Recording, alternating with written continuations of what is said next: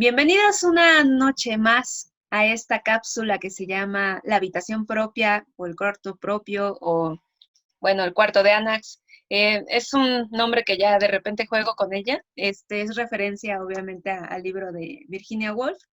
No había grabado cápsula porque, pues bueno, en mi cuarto estaba una revolución y la verdad es que con esa revolución estaba yo en el clonazepam y en mil cosas y había decidido descansar una semanita. Y pues la verdad es que estas cápsulas vienen muy bien en torno a la pandemia, son parte de un proceso de reflexión del 9M, también un proceso de reflexión con mis amistades, con mujeres brillantes, mujeres que han tenido una vida que me parece obviamente digna de contar. Y por ello es que me encuentro esta noche eh, platicando con una gran amiga que teníamos un tiempo que, pues, digamos que dejamos en pausa la amistad un ratito, pero ya estamos de nuevo aquí en contacto y la verdad es que ha sido, la pandemia me ha traído, aparte del encierro y muchas reflexiones y muchas crisis, amistades muy buenas y la verdad es que no quería dejar pasar por ello entrevistar una de las primeras amistades a Cintia Rodríguez. Cintia Rodríguez es la invitada del día de hoy. Hola Cintia, ¿cómo estás? Hola Ana, ¿cómo te va? Muy bien. Pues muchas gracias por aceptar la invitación de esta noche. Disculpa la tardanza entre la vida, las crisis. Hoy me puse, de hecho, para relajarme un poquito antes de esta sesión, que el objetivo de esta sesión es platicar con mujeres brillantes y saber un poco más sobre su vida. Eh, Y yo digo brillantes porque la verdad es que bueno, tu historia de vida, que la conozco un poco y que es digna de contar, me parece que hay mucho que saber y que las demás personas deberían saber un poquito, pues, quien nos quiera oír, ¿verdad? Entonces, porque al final esto es que esta cápsula es quien nos quiera escuchar. Y bueno, Ok. no quería dejarla pasar porque pues tú has sido una de las personas con las que he convivido más en estos días de cuarentena, días de encierro. Empezamos haciendo una actividad física, haciendo ejercicio y de Hasta que me repente, rompí. hasta, sí, bueno, hasta que pasó algo con...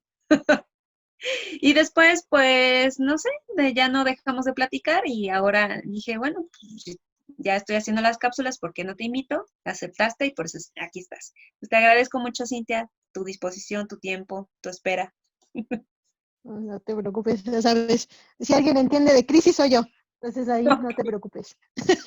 Bueno, muchas gracias, Cintia. Pues, Cintia, vamos a empezar un poco, que me platiques un poco sobre ti, dónde naciste, eh, qué estudiaste, si quieres, cuántos años tienes, lo que tú quieras y yo de ahí te voy preguntando, porque yo sé que tú tienes mucho que contar. Pues mira, yo soy orgullosamente chilanga. Bueno, no tan orgullosamente porque generalmente digo, nací en la Ciudad de México, mi corazón estaba en Tampico, porque siempre me ha gustado mucho, o desde mi infancia está ir y venir entre aquí Tampico, Tamaulipas. Ujú. Pero, pues, siendo sinceros, nací aquí en la Ciudad de México. Y pues me dediqué a estudiar primero comunicación, porque tenía como delirios de grandeza, quería ser la gran productora que se comiera el mundo de una mordida y quería contar historias y quería, no sé, quería trabajar en la televisión, viajar. Cuando por fin lo logré, descubrí que no me gustó. El primer acercamiento a trabajar con medios me di cuenta que era algo sumamente, o sea, es muy gratificante, es muy divertido a veces, pero llega a ser muy estresante y llega un momento en el que dejas de ser tú para hacer el trabajo, y yo sé que muchas personas aquí en el Distrito Federal somos así, trabajólicos, y está bien, digo, cada quien es como es, pero francamente, cuando yo tuve mi trabajo soñado en medios la primera vez, porque si algo puedo decir de mi historia es que soy la reina de las segundas oportunidades. Tengo Ah, segundas bien. oportunidades después de las segundas oportunidades después de las segundas oportunidades. Ujú. Este, Después de tener mi primer trabajo soñado en una casa productora, me di cuenta que no me gustó. Entonces me dio la de la Britney pelona, literal. después de que dejé de trabajar ahí, y me puse a hacer cosas que dices, güey, qué loco, ¿no? Me puse a grabar partidos de fútbol americano llaneros, y de ahí salió que un día encontré un partido de fútbol americano de chavas, así, full contact, full pads, y dije, qué chido, eso es lo que yo siempre he querido hacer en mi vida. Entonces me puse a practicar fútbol americano, y un día alguien me dijo, oye, hay una maestría de esto y esto y esto, y a mí se me ocurrió conectar el A con el B, y dije, pues ¿por qué no hago una tesis sobre jugadores de fútbol americano? Y digo, pues ¿Qué? como nunca me disgustó la academia, pues me metí a estudiar sin saber nada, nada de lo que era el feminismo, no sabía en qué me estaba metiendo. Es más, llegué a la maestría y me pasaron el feministómetro, tú fuiste testigo de eso, y las primeras veces la lectura era completamente negativa, pero la verdad la maestría me transformó. El, en más de un sentido, ¿no? El entender muchas cosas que jamás había visto con esos lentes, no te voy a mentir, me dio una crisis tremenda, existencial, así de, güey, todo lo que creí en la vida es prácticamente una mentira, ¿no? Pero fue liberador. No me di cuenta de qué tantos prejuicios tenía hacia mí misma hasta que alguien me los hizo ver. Y no me di cuenta qué tan violenta puede ser la reacción de alguien a quien interpelas, sobre todo cuando esa persona eres tú misma. Cuando tú misma te empiezas a hacer preguntas y reaccionas de la manera más visceral, y a veces explotas, ¿no? Y explotas para convertirte en algo diferente. Y esa fue oportunidad número 2 o 3, creo. No sé. Y Oportunidad y número dos, perdón, ¿eh? oportunidad número dos en qué, ¿en la academia o en ti? En En mí oportunidad. como persona, ya digamos que yo siempre he vivido mi vida como por etapas, por ciclos. Mi segunda oportunidad fue cuando decidí entrar a la universidad a hacer la licenciatura después de que había dicho que ya no iba a estudiar. Después, cuando salí de la universidad, tuve mi trabajo deseado, y eso tampoco me funcionó, entonces terminé haciendo otras cosas, y entonces la maestría se convirtió en otra oportunidad que me iba a cambiar la vida, pero no de la manera en que yo pensé que me iba a cambiar la vida. Y después, cuando salí de la maestría, pasaron otras cosas en mi vida personal que también terminaron por desarmarme por completo, y al grado de que terminé del otro lado del país, sola, y empezando a hacer un proceso de maduración que mucha gente hace muchísimo antes en su vida y otros después, pero a lo mejor me tardé, ¿no? Pero pues el punto es que Nunca. al final de cuentas lo hice, Ujú. y otra vez volví a llegar a un crash and burn, y ahora estoy como en mi tercera, quinta, segunda oportunidad, ¿no? Ok, a ver, pues ya dijiste muchos y parece que que no dices nada. Em, bueno, el objetivo de también estas cápsulas, conversaciones en el cuarto de Anax, es ir desenrollando mucho de lo que decimos. Yo no soy psicóloga para nada, es más, mi psicólogo tiene mucho que decir acerca de todo lo que le cuento en las sesiones, pero, pero me encanta mucho platicar y dijiste que la maestría te cambió, ¿no? Yo todavía no quiero llegar ahí porque me gustaría que me platicaras un poquito más de qué pasó en la casa productora y qué fue lo que te desilusionó. Obviamente ya me dijiste que viajar y que demasiado trabajo, pero ¿qué hubo ahí? O sea, ¿fueron los jefes o no te gustó tanto la producción audiovisual? ¿Qué pasó ahí? No, la producción audiovisual siempre me ha gustado. De hecho, hacerlo independientemente es algo que todavía hago de tiempo en tiempo, y me gusta hacerlo. Pero en parte los jefes, y en parte, ¿sabes? Creo que desde ese momento me estaba empezando a dar cuenta que hay una cosa bien valiosa que todos tenemos y que nadie nos damos cuenta, y ese se llama tiempo. El Mm, tiempo que tú le inviertes a un trabajo no puede ser todo. Y yo en ese trabajo, invertía, invertía 16, 20 horas de mi vida, y a veces en cosas que parecían ridículas, ¿sabes? La jefa era una persona muy manipuladora. Tengo como esa manía de caer con esa gente manipuladora que como que sabe llegarme al corazón, y me sabe qué decirme para hacerme sentir no obligada, pero para ganarse mi lealtad, ¿sabes? Y entonces la jefa era así como que sí, tú vas a crecer en mi compañía y no sé qué. Y en una de esas me dijo, pero tú vas a crecer en mi compañía, pero no vas a ser feliz. Y yo, caray, dice, ¿Te sí, lo porque dijo? tal cual. Y así de, ¿y por qué? Dice, no, porque ¿tú crees que yo no quisiera ser una madre para mis hijos y no sé qué? Dice, pero aquí estoy trabajando hasta las 3 de la mañana. Y luego tampoco, o sea, ella tenía como, estaba enamorada de este tipo que se sentía la segunda avenida de Luis Buñuel y el güey no era ni la ¿Quién segunda tú? avenida de Malcolm Bay, ¿no? O sea, el tipo no sabía la diferencia entre un balance de blancos o una cámara enfocada. Llegó la productora a invertir miles de pesos en, por ejemplo, una serie de entrevistas que se dieron en un hotel carísimo de ahí de Reforma para que todas las tomas salieran fuera de foco. Y culpa del Oh, tipo, ¿no? Pero eso sí, nosotros Minions nos atrevíamos a decir algo del trabajo de este sujeto y era así como que, no, ustedes no saben nada. Entonces, yo me llegué a sentir como hasta desleal por tener que juzgar el trabajo de esta persona. Entonces el tiempo que estuve trabajando ahí, me desgasté emocionalmente. No dormía, no comía, y no salía de ese lugar, porque ahí nos daban hasta de comer para que no saliéramos.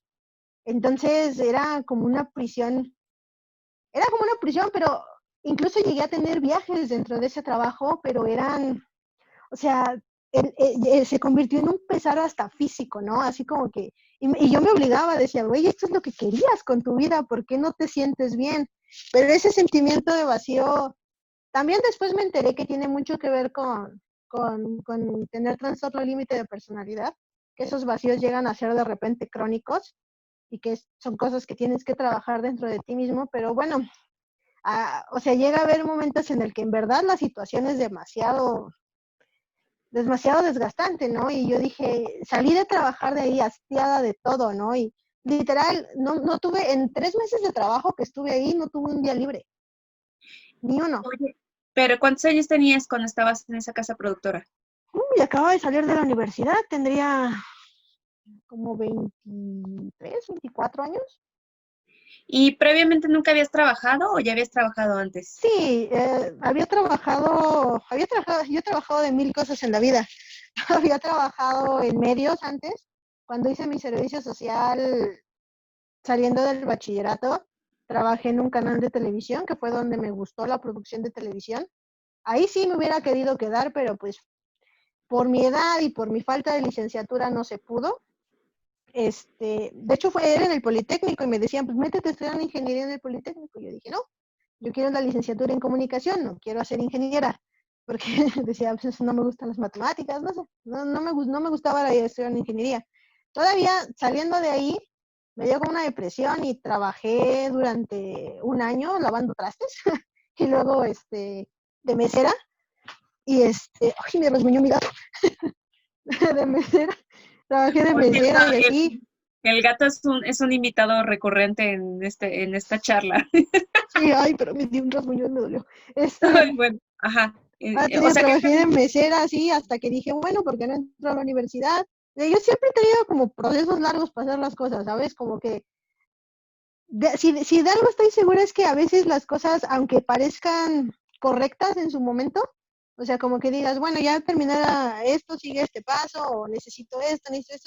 No, a veces las cosas las tienes que hacer cuando estás lo suficiente maduro, lo suficientemente preparado para hacerlas, porque si las haces antes de nada sirve. Si yo me hubiera metido a la universidad terminando el bachillerato, no hubiera terminado, estoy casi segura.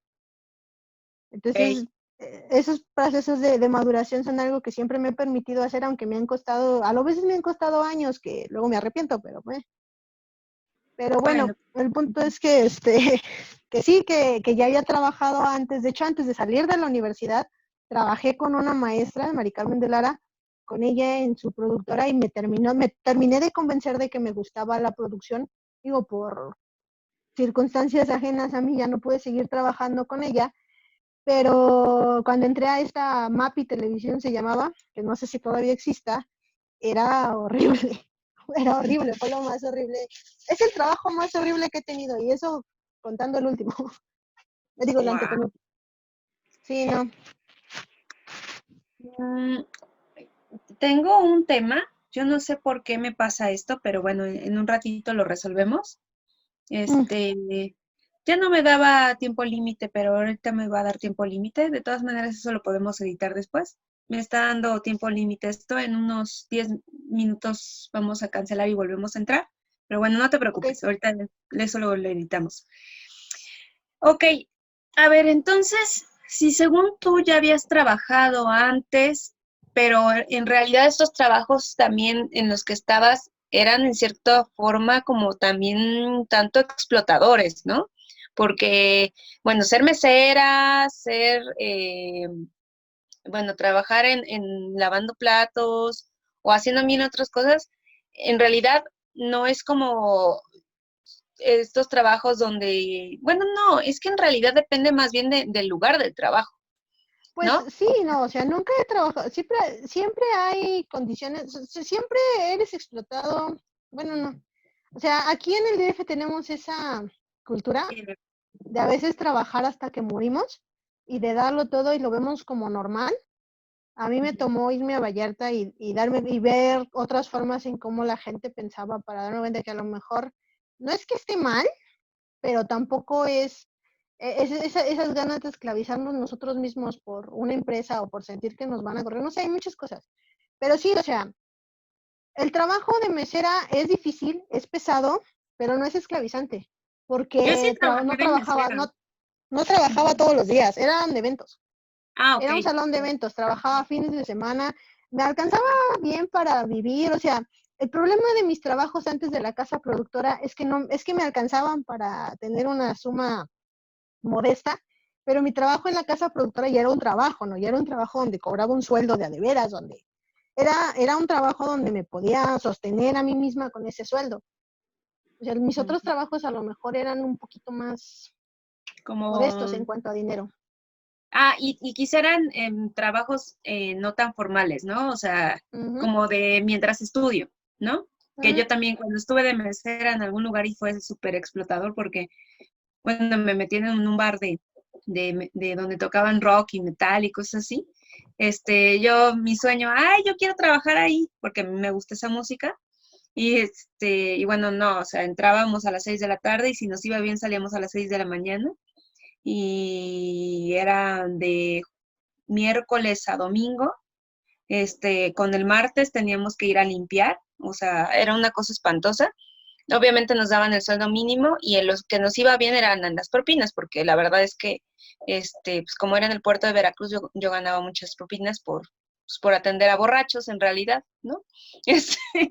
Este, no es una cosa que yo diga, uy, qué bonita experiencia, pero lo reconozco porque ahí aprendí que una puede explotarse donde sea.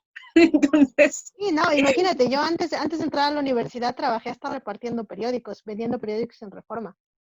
¿Por qué? No ya. me preguntes por qué, porque jamás, o sea, si algo me han dicho es que yo jamás he tenido la necesidad de trabajar como tal, porque pues tú lo sabes, no vengo de una familia, no vengo de una familia rica, ¿no? Bajo ninguna circunstancia mis papás son ricos, pero jamás me ha faltado nada. Y de hecho hasta la fecha te puedo decir que si yo necesitara algo, mis papás me lo daban. Simplemente que a mí nunca me ha gustado solamente extender la mano y recibir. Tal vez no sé hacer muchas cosas propias de mi género, dirían, como lavar, barrer, trapear y esas cosas, pero si algo he sabido hacer toda mi vida es trabajar. Pero bueno, tú como que no transitas tanto en ese género, ¿no? O sea, eso sería como para más adelante que pudiéramos platicarlo. Ahorita estamos como en la parte de donde te diste cuenta que trabajar todo el día no era vida, ¿no? Eso fue después de esta casa productora, pero esas reflexiones las tuviste ahí trabajando, ¿no? O sea, donde estabas trabajando dijiste, esto no me gusta, y a lo que sigue, ¿cierto? O Pues no ya desde antes conscientemente, ¿sabes? O estabas. sea, yo jamás, es que no conscientemente, yo jamás dije, es que no me gusta porque trabajo todo el día. Simplemente algo se sentía mal, algo se sentía incómodo, algo no se sentía bien, ¿sabes? Ujú. Y ese algo no lo pude pimponear hasta, ¿qué te gusta? Hasta hace un mes, mes y medio, que se desató la pandemia, fue cuando me di cuenta de en realidad qué es lo que sentía y por qué lo sentía y cómo lo sentía, pero te estoy hablando de un proceso de 10 años. Ok, bueno, nada más como aclaración, tenemos casi 4 meses de pandemia, ¿eh? Por si la relación espacio-tiempo no va bien. Ay, bueno, no, pero es que yo, bueno, ¿en qué mes que no sé ni en qué mes vivo, ¿no? Ya con esto de las relaciones espacio-tiempo. No, Pero no, no. yo empecé a trabajar en febrero, dejé de trabajar en otro trabajo en febrero, empecé el 29 de marzo y nos mandaron a nuestra casa como a principios marzo, abril, como a mediados de abril fue, no, mediados finales de abril fue cuando yo me guardé. Ok, pero bueno, ahorita llegamos ahí, porque eso fue cuando estabas en tu último trabajo en Puerto Vallarta, ¿no? Bueno, ahora cuéntame, cuando decidiste entrar a la maestría, ¿fue porque viste estos equipos de fútbol americano y te gustó pues ahí lo que se jugaba, bueno, más bien los diferentes elementos que habían acerca del fútbol americano? Bueno, ahora sí, cuéntame, ¿estabas tú empezando a hacer fueron grabaciones de los Sí, partidos de fútbol eran americano? grabaciones llaneras, Anax, me iba con una cámara, con una cámara de disco de esos de mini DVD y grababa los partidos y disque los narraba. Y luego él Ujú. mismo los quemaba, usaba un quemador, metía las copias en sobrecitos y las vendía. De eso me ganaba la Ok. vida. Y luego editaba, eso sí, lo que hacía es lo que le dio gusto a la página del sujeto fue que yo editaba los highlights y pues me quedaban bien chidos. Y luego iba a tomar Ah, fotos y pues me quedaban chidas. Entonces, te das de cuenta que la circulación de la cosa esa en internet subió por todas las ujú. ediciones que yo hacía. Pero te digo, un día de la nada me fui y fui a grabar un partido de chavas. A mí siempre me ha gustado el fútbol americano, toda la vida. Y alguna vez le dije a mi primo, yo quiero jugar fútbol americano. Y me dijo, y tú no puedes porque eres niña. Y yo, no. Uh-huh. Ok. Y O sea, luego, podíamos jugar en los partidos. Él quería jugar en la liga mayor y así, pero pues yo no podía porque pues yo cómo iba a jugar. ujú, Entonces me di cuenta así de que estaban chavas con hombreras, casco y todo, empezando una liga. Bueno, no, ya la liga ya tenía como un año, creo. Y dije, yo quiero. O sea, lo primero que pensé fue, yo quiero. Y empecé a jugar ahí, pero pues eso resultó que me empezaba, me chocaba con los horarios de las grabaciones que hacía. Entonces mm, empecé a dejar de ir, ¿no? Y el sujeto como que dijo, y ya no me dio trabajo, ¿no? Y si te soy sincera, cuando me dijeron de la maestría fue así como que, 8,000 pesos al mes, o sea, jamás pensé en, amo la academia, nada, o sea, pero ¿cuándo supiste de la maestría? ¿Alguien te dijo? yo sabía, yo sabía desde siempre, pues yo ves que yo estoy egresada de la UAM, cuando trabajé con Mari Carmen de Lara, conocía a Ana Lau, conocía a las maestras de la maestría. Entonces, Claro. fue de hecho Mari Carmen de Lara la que me dijo un año antes o un ciclo antes de la maestría que entrara y yo dije, ¿en feminismo? No, gracias, pásela. Este, y ya después fue, pues, necesito dinero. Entonces, entré o sea, sí, y yo sé que muchas me van a odiar por esto, ¿no? Sobre todo a las que nunca les caí bien en la maestría, pero efectivamente yo llegué ahí por todas las razones equivocadas. Bueno, no te preocupes, las que no les caes bien en la maestría no van a escuchar esta cápsula porque yo tampoco les caía bien. Entonces, seguramente ni nos tenemos en Face, ni nos veremos. Y si ven alguna vez por ahí la cápsula, no la van a escuchar porque Pues quién sabe, no. bueno, pero el punto es ese, ¿no? Que yo entré con todas las peores, con, con, con nada más con la intención de tener algo y ganar dinero, jamás pensé, y te lo digo tan sinceramente que jamás ni por aquí me pasó que iba a ser una experiencia tan transformadora. Ni por aquí. Ok, ahora cuéntame a grandes rasgos, ya lo dijiste en tu presentación, que cambió tu manera de ver las cosas, de analizar, pero en sí, ¿dónde te diste cuenta que te estaba cambiando la vida? Creo que cuando empecé a juntarme más con ustedes, con el grupo de amigas que llegamos a tener en la UAM. Bueno, vamos a hacer un pequeño paréntesis. Uno, cuando tú hablas de fútbol americano, hablas de las mujeres con hombreras que visten todo el jersey y que no son las que andan casi en bikini. Uno, ¿no? Para Sí, quienes sí, a nos eso me refiero. escuchan, para que Sí, nos no, escuchen en otro espacio. Y luego, dos, la maestría que estudiamos es la maestría en estudios de la mujer y ahí, bueno, fuimos compañeras tú y yo, junto con Ana de Alejandro, que fue una de las, bueno, la primera entrevistada de esta cápsula. Y también el grupo fue otra compañera que pues ya no tenemos tanta relación con ella, más que pues por la maestría, pero éramos 4 amigas, ¿cierto? sí, éramos 4 amigas y digamos que era bien fácil ver todo por encimita hasta que empiezas como a reflexionarlo y aplicarlo por eso son importantes los espacios entre mujeres, creo. Porque hasta que empiezas a hablar de violencias compartidas, cuando empiezas a darte cuenta de opresiones y que no eres nada más tú y que no nada más está en el papel, sino es algo que vives y que lo tienes tan normalizado que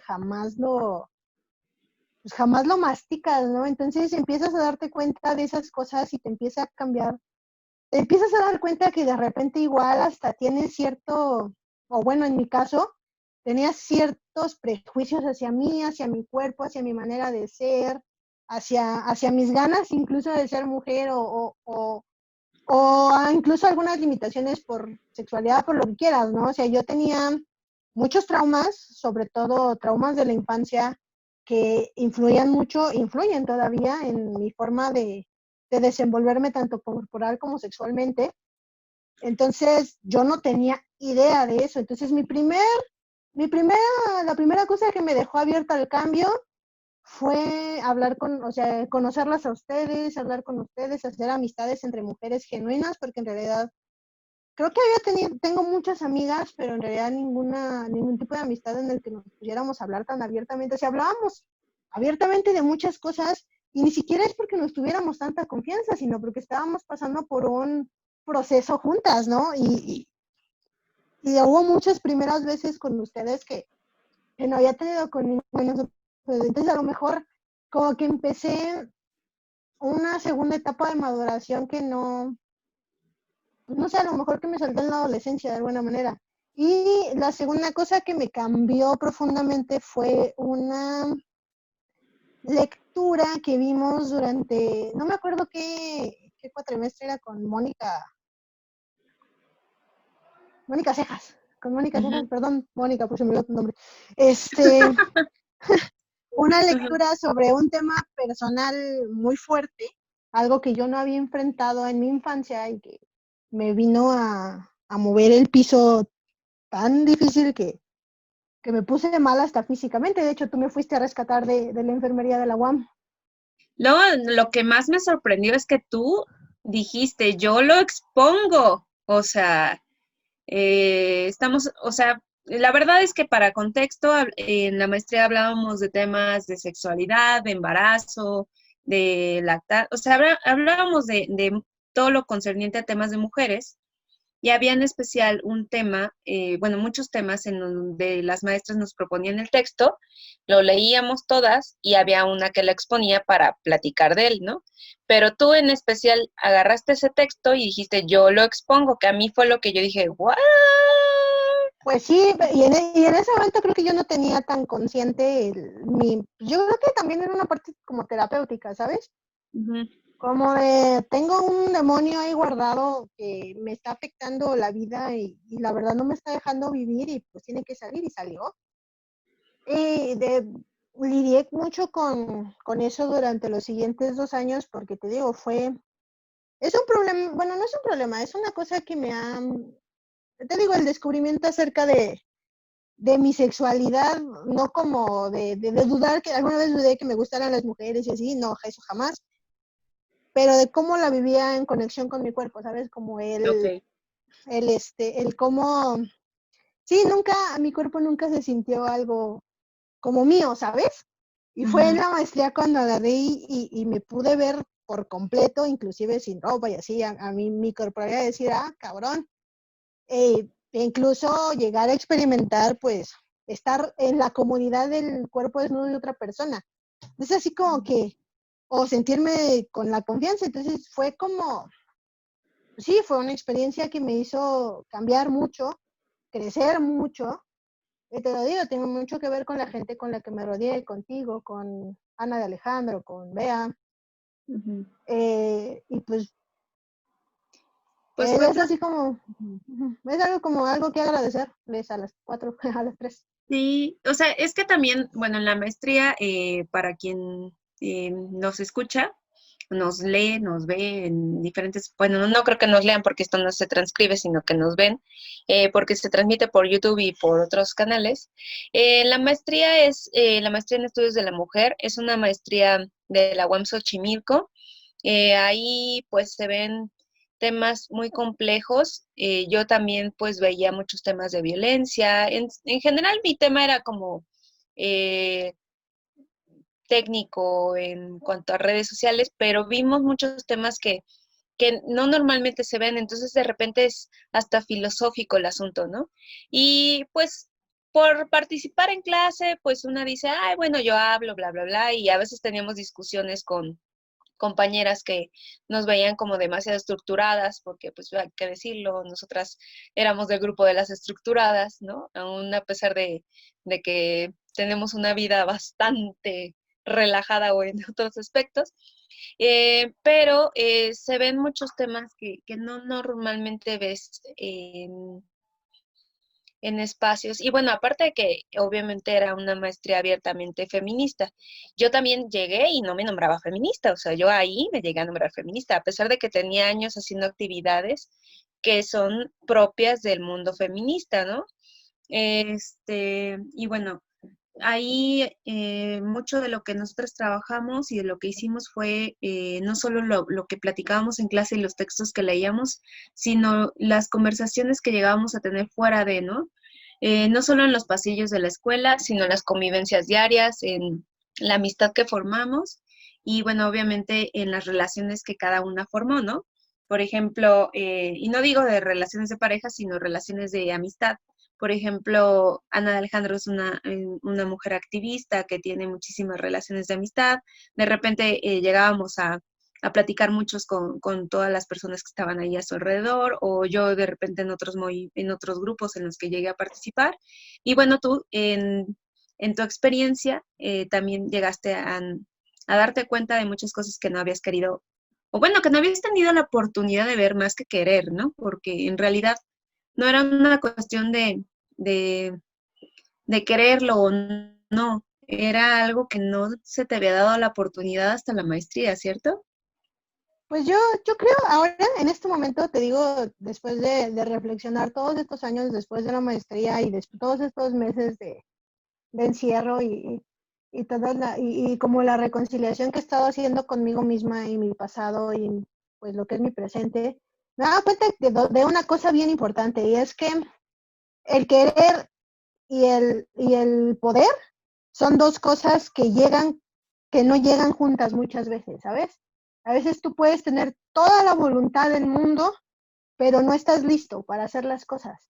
Entonces a lo mejor, digo, yo no sé si no quería o no podía, a lo mejor no quería. A lo mejor te puedo decir sencillo que yo conscientemente estaba negándome algo a mí misma. O Ujú. sea, como para mí todo ese, porque me llevé con un papá muy machista, muy Como la machista mayoría de la onda, población mexicana. ajá, Ujú. machista onda, yo quiero ir a encontrar viejas, yo quiero ir a hacer esto, y no es que lo hiciera, simplemente era el discurso que manejaba, ¿sabes? En las películas de Pedro Infante y todo eso, y yo pensaba que para que a mí me gustara una mujer, yo tenía que ser como Pedro Infante. Entonces no podía reconciliar mi ser mujer con mi ser, con mi atracción hacia las mujeres. Y luego, pues tomando en cuenta que mi sexualidad no empezó de la manera más, pues más sana, que puedas decirlo de una manera, entonces ahí hubo un trauma que yo no quería enfrentar, que yo sabía que lo tenía, porque en el fondo lo sabes. Tú en el fondo sabes cuando algo no está bien. porque es esa cosita, es como es como tener una garrapata acá pegada, que tú puedes estar bien feliz en la vida y disfrutando de un sol maravilloso no sé, en Colomitos, por así. Que te puedo decir que fue algo que me pasó, una experiencia reciente en Vallarta, ¿no? Puedes ver el atardecer más precioso y de repente decir algo me falta. Yo sé que tengo todo lo que podré, pero algo me falta, algo no me deja estar. Y es ese trauma, es esa cosa que sí o sea, que tú puedes tener todo, y no te digo, hay que tenerlos, porque la vida se trata de momentos. Pero a final de cuentas ese algo, si no se trata, si no, o sea, siempre puedes ignorarlo toda la vida, ¿no? Y ahí va a seguir, pero así como te molesta, te va a seguir molestando hasta que ya no puedas poner. Y eso era para mí. Voy a hacer un salto entre la maestría y un punto que fue también, bueno, y porque lo conozco, digo, yo entré a tu vida en la maestría, pero hubo un momento en el que hicimos una pausa de nuestra amistad. Yo así lo quiero ver, una pausa, porque pues yo también, mujer loca en sus 30 y tantos, sin saber nada de la vida, no hace como buenas reflexiones en cuanto a, a decisiones, pero me gusta, o sea, quiero hacer como este salto para que o bueno, si gustas obviamente contarnos, ¿cuándo te diste cuenta que tú tenías eh, pues no sé cómo llamarla, sino algo que trabajar en ti, que es el TLP, ¿no? Mm. Y tú dijiste, bueno, tengo que trabajar en esto, y es esa cosita que de alguna forma has estado trabajando durante los últimos años, ¿no? ¿Y por qué quise hacer este salto de alguna forma? Porque obviamente yo te noto de como hablábamos en aquellos años en la maestría, ahorita, tú has pasado ya un proceso reflexivo muy fuerte. Este proceso reflexivo obviamente abarca que tú ya fuiste a distintas terapias, pero creo que las terapias es lo de menos. Más bien es tú el ejercicio que has hecho de reflexión y me atrevo a decir de maduración, ¿no? En el que tú decidiste, bueno, se trata de crecer, avancemos y ahora hay que pensar y reflexionar sobre la vida. Cuando tú haces este ejercicio, ¿cómo te das cuenta que hay algo que trabajar en ti? O sea, ¿qué Mira, tuvo que pasarte en tu vida para decir, tengo que hacer algo, tengo que pensar en reflexionar y cambiar? pues bien dice que toda crisis genera un cambio.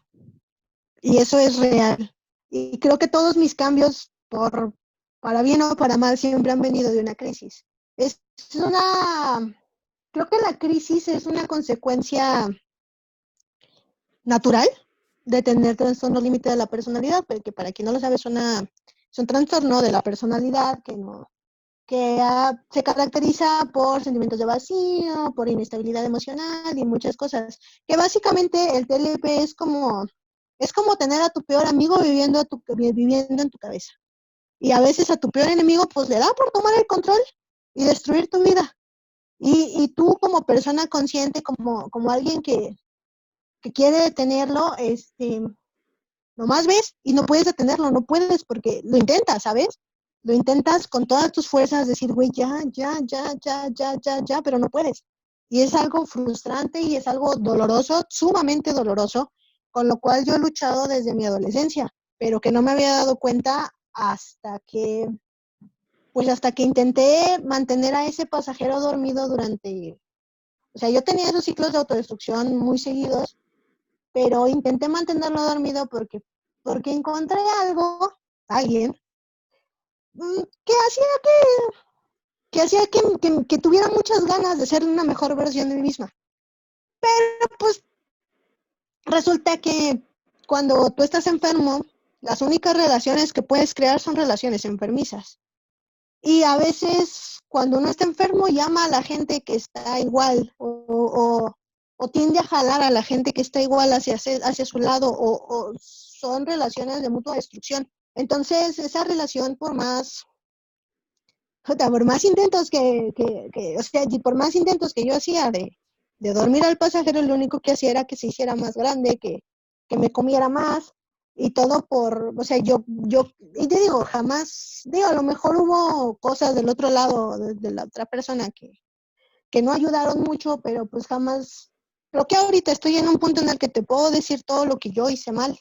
Y lo que yo hice mal fue pues jamás ver por mí, ¿no? Jamás, o sea, tratar de esconder esa cosa que me estaba destruyendo y diciendo, no pasa nada, no pasa nada, no pasa nada, porque pues tenía algo que me llenaba, que me llenó ese vacío, pero pues no importaba qué tan grande fuera o qué tanto la quisiera o qué tanto quisiera cambiar, bueno, qué tanto quisiera ser mi mejor versión por ella, si en realidad no estaba haciendo ningún cambio.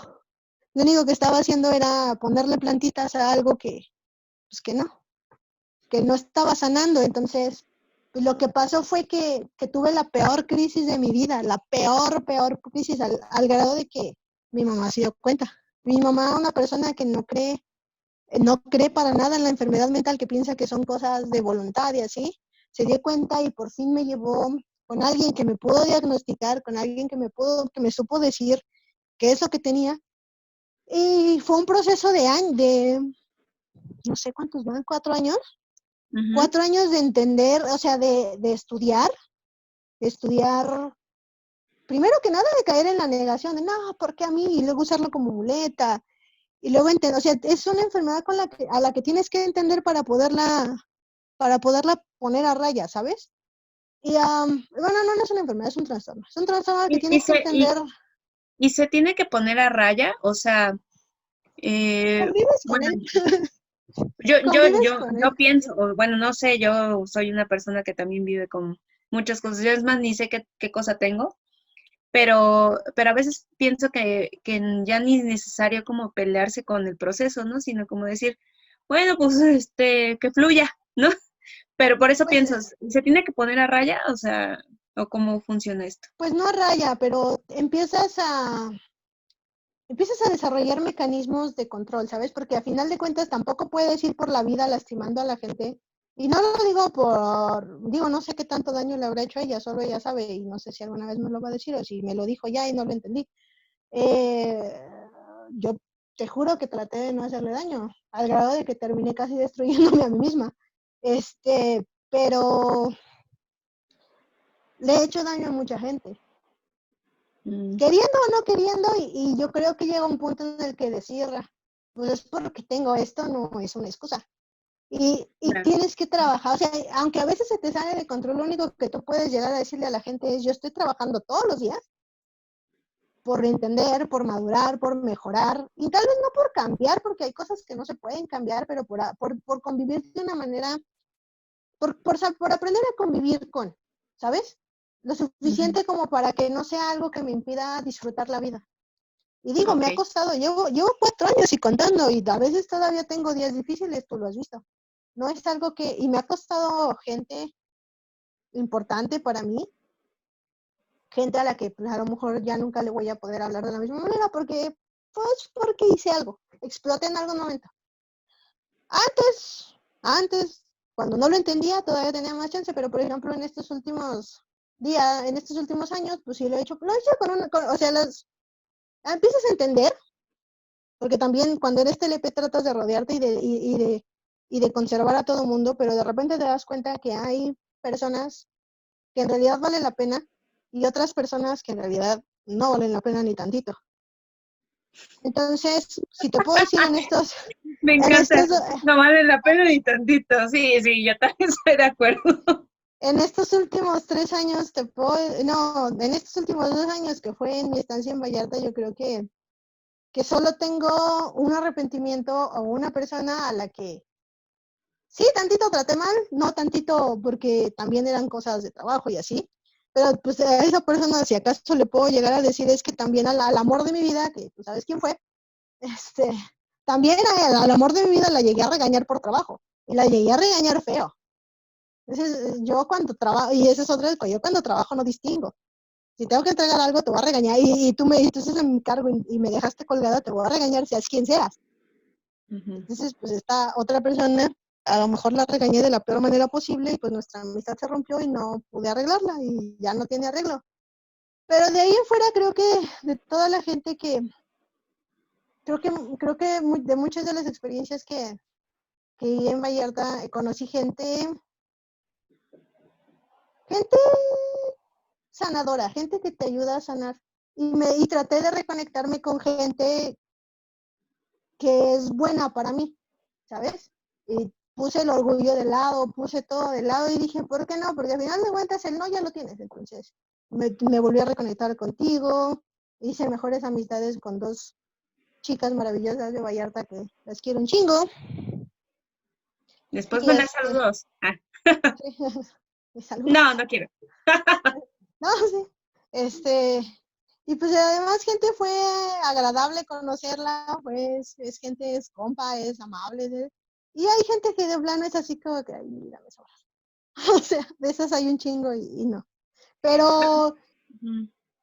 pero digo, aprender a apreciarte lo suficiente como para decir esto es bueno para mí y esto no es bueno para mí, inclusive en cuanto a la gente, es un paso muy grande y no es nada fácil. Veo dos procesos muy fuertes en tu vida, ¿no? Uno que es como esta relación que tienes con el trabajo, ¿no?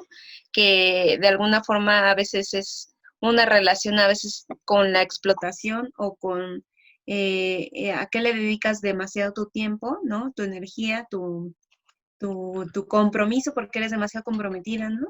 Y también con esta relación que tienes con tus procesos de reflexión, ¿no? Con entenderte a ti misma, comprenderte que, bueno, lo que significó la maestría, las relaciones que hiciste, la maduración de alguna forma que tú llevaste cuando te fuiste a otro lugar y los distintos trabajos a los que has andado. O sea, creo que tú ahí tienes como mucho aprendizaje, por así decirlo, ¿no? En cuanto a lo que ya entiendes que no quieres, ¿no?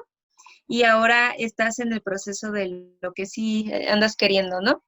Entonces creo que estás justo en el punto en el que estás también pasando como por cambios interesantes, pero creo que más bien tiene que ver con que has aprendido a trabajar acerca de procesos reflexivos contigo, ¿no? Entonces, a mí me gustaría que me platicaras un poquito sobre cómo, cómo estos procesos reflexivos son para ti, o bueno, representan algo necesario y si crees que las demás personas eh, lo deban de hacer o no, porque para mí me queda claro que no eres la misma persona que te conocí en la maestría y esta versión que veo de Cintia, no es que me agrade más o menos, sino que es una versión que digo, chido, ya la veo ya en mi vida de aquí en adelante, ¿no? O sea, si en algún momento yo no lo consideraba o no sé si qué pensaba en aquel entonces, yo esta versión de Cintia a mí me agrada, ¿no? Y yo la quiero tener en mi vida, ¿no? Pero no sé si estos procesos tú consideres que sean necesarios o digas, pues no son para toda la gente. Eh, Pues mira, ¿Qué me puedes decir al respecto? todo mundo, o sea, hay tantos tipos de terapias, terapeutas, coaching, lo que quieras, como personas en el mundo a veces, ¿no? O sea, está claro que no a todos nos sirve el mismo, el mismo programa de 10 pasos, no a todos nos sirve la misma terapia, a algunos les gusta meditar, otros hacen yoga, otros se imaginan a sí mismos caminando por un bosque y otros necesitan acostarse en un diván y hablar sobre sus sentimientos y las cosas del pasado, como en el psicoanálisis.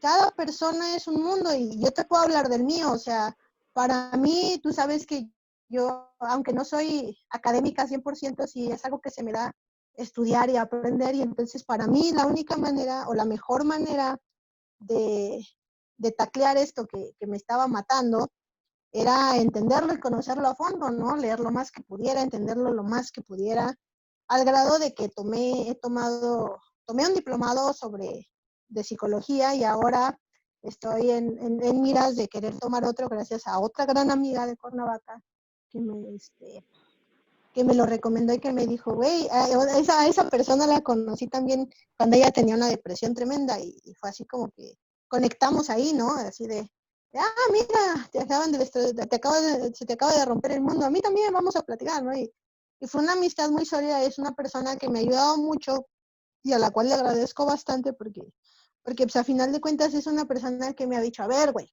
siéntate, piensa, esto. Entonces, o sea, porque a veces necesitamos que sean como tiernos con nosotros, ¿no? Pero a veces necesitamos que sean, a ver, güey. Entonces ella ha sido eso para Cachetada. mí, ajá. Y fue la que hizo que me diera cuenta que en realidad a lo mejor a mí lo que me hacía falta era estudiarlo de una manera más académica. Y hombre, después de mi último trabajo en medios, que me volví a dar otra oportunidad para trabajar en medios y otra vez descubrí que no me gusta trabajar en medios, me gusta la producción audiovisual, me gusta hacer televisión, pero no me gusta trabajar en medios, porque la gente que trabaja en medios no es mala, está muy, está maleada por un sistema en el que es matar o morir, ¿no? En el que a veces el compañerismo existe, pero por encima, y no sé, o sea, yo no sé ser hipócrita, si a mí alguien me cae mal, me va a caer mal y le voy a poner jeta, no puedo evitarlo, pero ahí siempre hay muchas dobles caras y no sé, o sea, simplemente no es algo que se siente bien conmigo hasta cierto punto, pero sale mi naturaleza más ambiciosa que no me gusta. Una parte de mí que no me gusta ser ambiciosa, no me gusta querer bajar a mi jefe de su puesto, no me gusta eso, no me gusta hacer, o sea, sí me gusta tener responsabilidades, no me gusta tener que decirle al güey, hey, ponte a trabajar, no mames, deja el celular, o cosas así, ¿no? No me gusta hacer eso, por más que bien que me salga, no me gusta hacerlo, pero en la posición en medios en la que me pongas es en quien me convierto.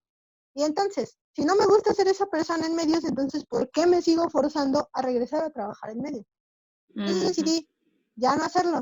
Y si algo me di cuenta después de todo este proceso es que a lo mejor estudiar psicología, digo, no sé si a eso me voy a dedicar. Ahorita ya en mi quinteava segunda oportunidad, me voy a dedicar a estudiar psicología a mis 30 y tantos años de edad.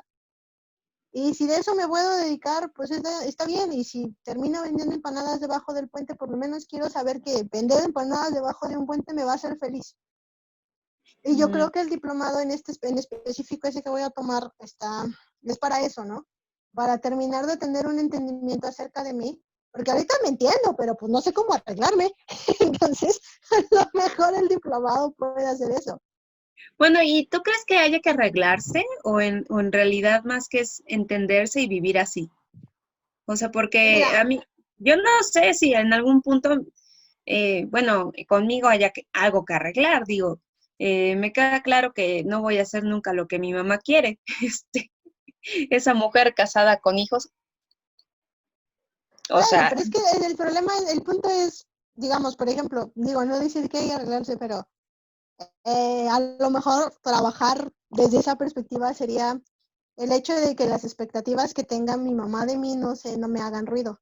El punto ok. para mí, el arreglarme es que me dejen de hacer ruido las cosas, o sea, no digo que estar en paz siempre y todo el tiempo feliz, ¿no? Porque eso no existe, pero sacarme, digo, porque si te das cuenta todavía hay cosas que tengo muy profundamente, que ya puedo vivir con ellas, que ya sé perfectamente a dónde no regresar y por qué, por más que quiera y así, pero eso no quiere decir que me deje, que me duela, pero a lo mejor aprender a convivir con ese dolor que a final de cuentas es ese dolor, ese fantasma, el que estaba presente como una sombra donde quiera que iba y que en mis momentos más felices estaba ahí, de alguna manera y que nunca me dejó y que a lo mejor no me dejó disfrutarlo del 100%, cómo agarrar y decir, pues que ya, o sea, no que ya no esté ahí, sino que ya no me haga ruido. Ok. Entonces, en que sale a agarrar cosas que te dejen de hacer ruido, sacarte esos miedos, sacarte esas cosas, sacarte esas expectativas, sacarse inclusive esos roles de género, o sacarte inclusive el debo ser esto o el debo ser lo otro, y decir, soy yo y me estoy bien, y aunque no soy feliz 100% del tiempo y no tengo los millones, con lo que tengo vivo bien y con lo que hago estoy feliz. Creo que quiero llegar a eso.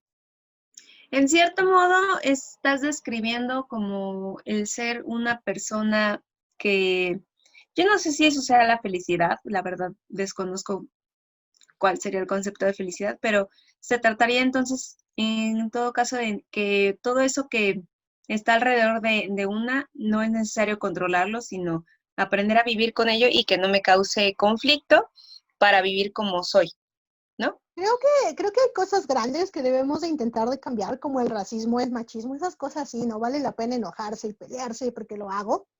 Vale la pena una y mil veces gritarle a la gente por qué el aborto es necesario, por qué es necesario legalizar el aborto, por qué el aborto no nos va a marcar de por vida, por a menos que ustedes, sociedad, nos sigan diciendo que el aborto nos va a marcar de por vida, entonces creando un trauma donde no hay ninguno. Este, pero también creo que hay cosas en la vida que nosotros tenemos que aprender a convivir con nosotros mismos. O sea, aprender a identificar cuáles batallas son personales y cuáles batallas son sociales. ¿Cuáles Mm, batallas estoy librando por el bien de la humanidad que a lo mejor me voy a marchas y lo sigo haciendo y sigo apoyando esto y todo? ¿Y cuáles cosas no tengo? Yo no tengo que vivir con ansiedad. O sea, bueno, tal vez sí, de repente, ¿no? Pero la puedo controlar. Yo no tengo que vivir con esa tristeza, con esa sombra de un amor pasado y no tengo que vivir con esa nostalgia, no tengo que vivir con eso porque eso no le hace bien a nadie, ni a mí. ¿Me Me explico? Entonces encanta, yo creo, me encanta esa frase. Aprender a identificar cuáles batallas son sociales y cuáles batallas son personales. Yo creo que esa es la gran tarea y nos dejas muy buena reflexión, Cintia. Creo que da como para toda una conversación en otra cápsula quizá. Y ahorita me gustaría, porque hicimos un salto muy fuerte y nos saltamos la parte en la que te fuiste a vivir a Vallarta. Te fuiste a Puerto Vallarta hace 2 años, ¿no? sí, me fui a trabajar. Otro dream job en televisión. Dije, ya estudié 2 años, ya me dediqué 2 años, ahora voy a regresar a los medios, porque pues, a final de cuentas es lo que me apasiona. Ujú. Y, o sea, sí me gusta y sí me gustó y tuve muchas buenas experiencias ahí, pero pues es lo mismo, ¿no? O sea, llega un punto en el que te autoexplotas y luego te explotan y luego, y luego simplemente pierdes un poquito el piso, un poquito la razón de por qué estás ahí.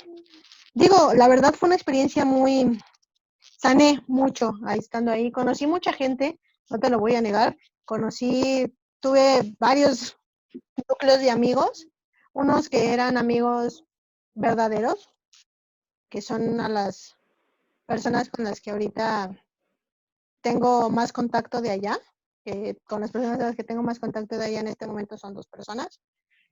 Este, otras que fueron pues amigos de pachanga, amigos de vamos aquí, vamos allá.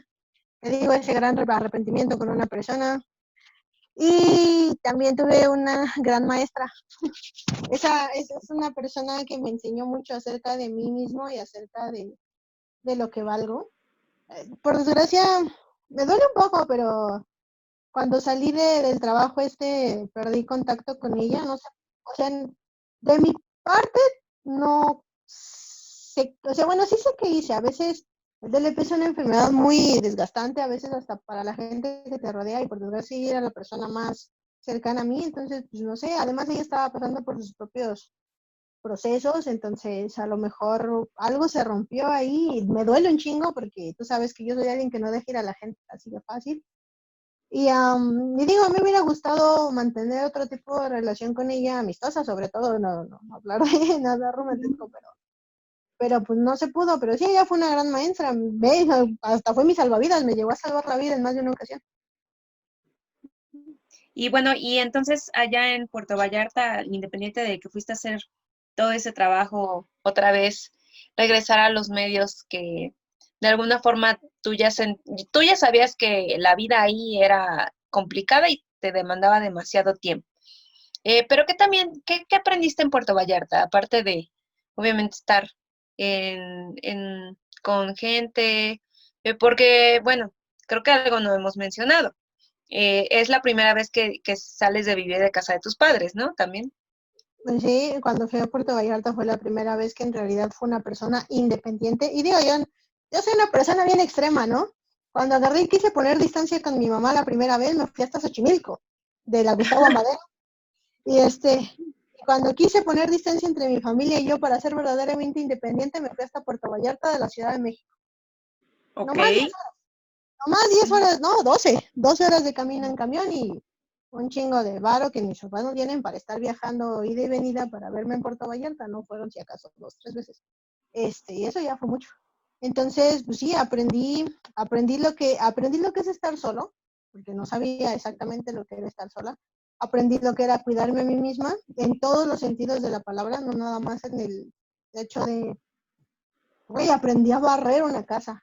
aprendí, Ah, aprendí a lavar trastes, no porque, o sea, que las cosas, y yo sé que está mal que lo diga, pues, pero son cosas que de repente uno no piensa, porque pues te la vives, te vas a trabajar, llegas a trabajar y a veces yo trabajaba, siempre que he trabajado, trabajo un chingo de tiempo. Entonces era de las que le gustaban hacer turnos de 12 a 16 horas a veces, entonces pues no hacía esas cosas, ¿sabes? Entonces, ¿dónde allá, queda el trabajo doméstico, no? O ajá, sea, allá ¿dónde aprendí hace el trabajo?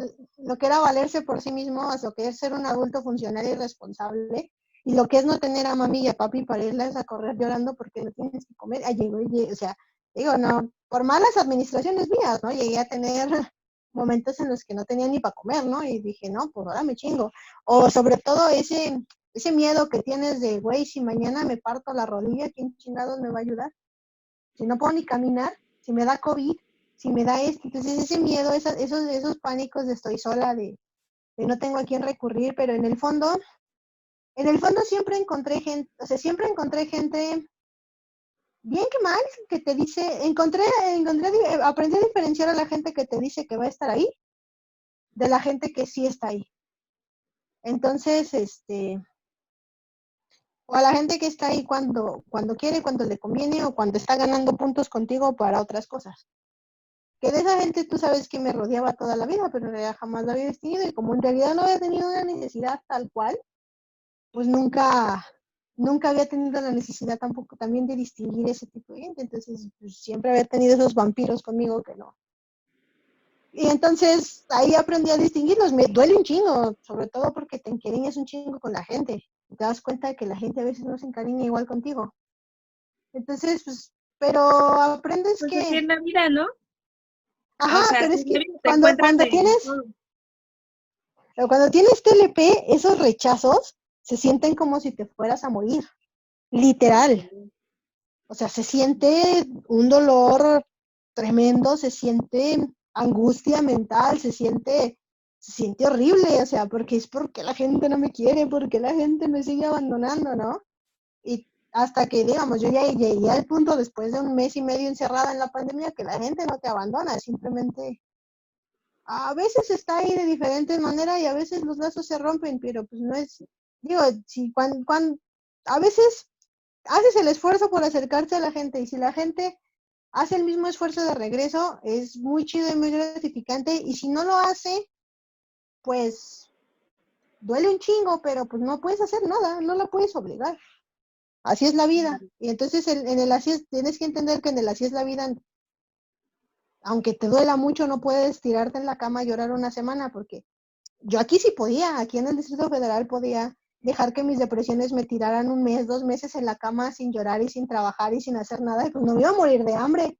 Pero allá, sola, no, No, no pues puedo, no. digo, voy a Allá hay que trabajar trabajar, llorando, hay que comer, voy a trabajar hay que llorando si es pagar la renta. necesario. Y luego, para colmo, mantener al gato, porque el gato también ahora Sí, resulta que también el ya gato pide. también traga, ajá. Entonces sí, es así de, güey, pues aprendí que las depresiones sí son debilitantes y sí es una cosa bien, bien, bien, pero a veces sí hay muchas circunstancias que tú mismo tienes que poner de tu parte para, o sea, digo, no es échale ganas, pero Ujú. sí hay un tipo de voluntad ahí que tienes que ejercer. Es el muévete porque te tienes que mover, punto. O sea, ya. Es el sentido de supervivencia. Oye, antes de pasar a que me cuentes cómo estás viviendo actualmente la pandemia, me gustaría que me contaras cómo es que haces toda esta, digamos, diferenciación de género, porque tú transitas entre uno y otro, ¿no? A veces te dices yo como uno y luego como una. Eh, ¿Lo haces consciente o es inconsciente? Pues mira, fíjate que el género para mí es fluido, ¿sabes? No necesito ponerme dentro de uno, dentro del otro, no necesito decir que soy mujer para sentirme mujer, ni necesito reivindicar mi masculinidad siendo macho, Ok. como antes, ¿sabes? Como cuando me conociste. Ujú. Am, Eras un machito. Era un machito, ajá. Entonces, ahorita yo siento que las categorías y las etiquetas deben de ser algo fluido, ¿sabes? O sea, que las etiquetas están muy chidas para estudiarnos como desde la sociología, ¿sabes? Porque a final de cuentas nombrar las cosas es muy importante para saber que existen en el lado teórico y en el lado de los derechos y en el lado de las reivindicaciones. Y caray, vamos a decirnos mujeres y a ser orgullosas de ser mujeres, pero yo creo que en la vida real las categorías y las etiquetas, cualquiera que sea machista, sea feminista, sea lo que sea, las categorías como tal, cuando algo se convierte en un dogma, así sea la doctrina más liberadora del mundo, va a seguir siendo restrictiva. ¿Me explico? Por eso les pasa lo que les pasa a las naciones socialistas, porque al final de cuentas llevan algo que debería de ser libre y de algo que debería de ser libertador a algo que es una cosa, es una serie de reglas de tienes que ser esto, esto, esto, esto. Para ser una buena feminista tienes que ser esto, esto, esto, esto, esto, esto, esto. Y entonces se convierte en algo completamente restrictivo y dices, güey, ¿qué pedo? Y es precisamente cuando yo veía el feminismo de fuera, dije, no, no manches, eso, qué hueva. Pero no, te das cuenta que lo que para mí el feminismo, para mí lo que significó el feminismo fue una manera de liberarme de todas mis ataduras. Y esas ataduras implican también las etiquetas que me llegaron a poner, machorra, machito, macho con vulva, mujer, hombre, lesbiana, heterosexual, pansexual. A final de cuentas, yo ahorita no, ni siquiera lesbiana me considero tal cual, porque te puedo decir que me llegué a enamorar de hombres y en determinadas circunstancias se me ha gustado, o sea, hace en Vallarta llegué a ir a un torneo de tenis y veía a los vatos y decía, ah, no mames, a ese sí le daba, perdón por la... Sí, o sea, entonces yo digo, a mí ya no me restringe ni mi sexualidad, ¿sabes? Y Ujú, llegó un momento en el que a mí me llegó a dar mucho miedo, y te lo digo miedo no porque piense que sea ujú. algo malo, la transexualidad. No, no, para nada es malo, tengo amigos transexuales y los apoyo y eso, pero vivirlo en carne propia es algo que da miedo, ¿sabes? Sobre todo aceptarlo. Y durante mucho tiempo yo tuve el miedo de decir, güey, no, a lo mejor, ¿no? Porque me Ujú. siento tan incómoda en mi cuerpo como mujer, que a lo mejor tiene que ver con el hecho de que no me siento una mujer, pero no. Cuando llegué a la maestría me di cuenta que no era eso, que Ok. eran otras cosas. Entonces aprendí como pero pues eso también tuvo una serie de resistencias que incluso llegué a pelearme con una persona que fue una de mis mejores amigas porque su sola presencia, su sola manera de existir trans me causaba una interpelación propia que no quería vivir en ese momento. Entonces, Mm, sí, por ejemplo, es una persona muy conocida en el mundo del activismo Génesis. Entonces, te digo, llegó un rechazo al que le dije, güey, necesito que te vayas, necesito que te alejes de mí porque y no tiene nada que ver con que seas una persona transexual, simplemente que, que, que me estás haciendo dudar de mí misma. Pero ya, no o se lo sea, dije así, sí, no se había lo cosas dije ahí así, que no ibas a, o sea, que no estabas dispuesta a trabajar no porque no lo quisieras trabajar, sino porque no era algo tuyo. porque en ese momento estaba lidiando con muchas cosas, con el corazón roto, Mm, con todo, como para aparte de todo preguntarme si ese era mi problema, ¿sabes? O si, bueno, no problema, si esa era mi vivencia.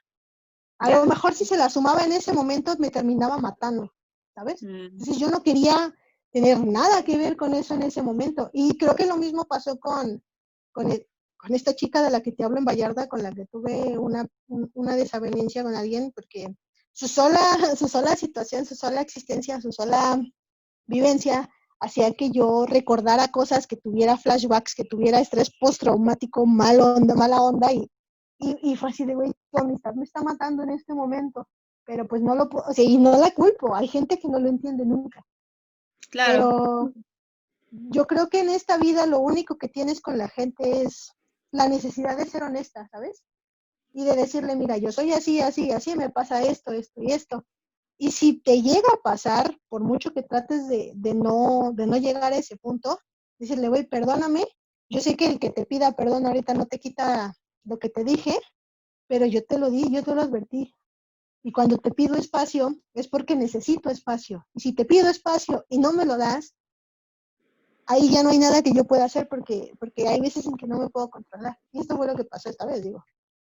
Digo, Bueno, con mucha gente en el pasado no lo pude controlar porque no sabía cómo era. No sé si me gustaría regresar a arreglarlo porque al final de cuentas el pasado es el pasado, ujú. pero Bueno, son aprendizajes que quizá en algún momento lo descubrirás, pero bueno, muchas gracias por compartirnos todo eso. Y ahora quiero que me cuentes, bueno, si es posible, ¿cómo estás viviendo tu pandemia? O bueno, tu pandemia, que es la pandemia de todos, es mal dicho. Más bien, mi ¿cómo estás viviendo pandemia. tu encierro en la pandemia? Porque Pues o sea, oye, casi casi así, tu pandemia, mi pandemia, nuestra pandemia. Pues ni Conjuguemos la tan pandemia. encierro, ¿eh? Ni tan encierro, porque el primer mes y medio que sí estuve, a ratos fue el infierno y a ratos fue una oportunidad. Yo creo que soy de las pocas personas a las que esta pandemia les dio una oportunidad como de reinventarse, como de hacer una pausa. A mí, yo digo, yo sé que hay muchas pérdidas, mucho, pero a mí me ayudó, o sea, a mí el crecimiento que tuve a lo mejor no lo hubiera tenido de otra manera. A lo mejor sí necesitaba algo que me dijera, párate. Entonces, digo, viví mes y medio encerrada sin ver a nadie y después tuve que regresarme a la Ciudad de México por causas de fuerza mayor. O sea, literal, el 18 de junio dije, me regreso y el 21 estaba en el carro. Entonces, pues ahorita ya estoy en la Ciudad de México y pues sí, sigo encerrada, sigo trabajando en home office porque soy de las pocas afortunadas que tienen trabajo.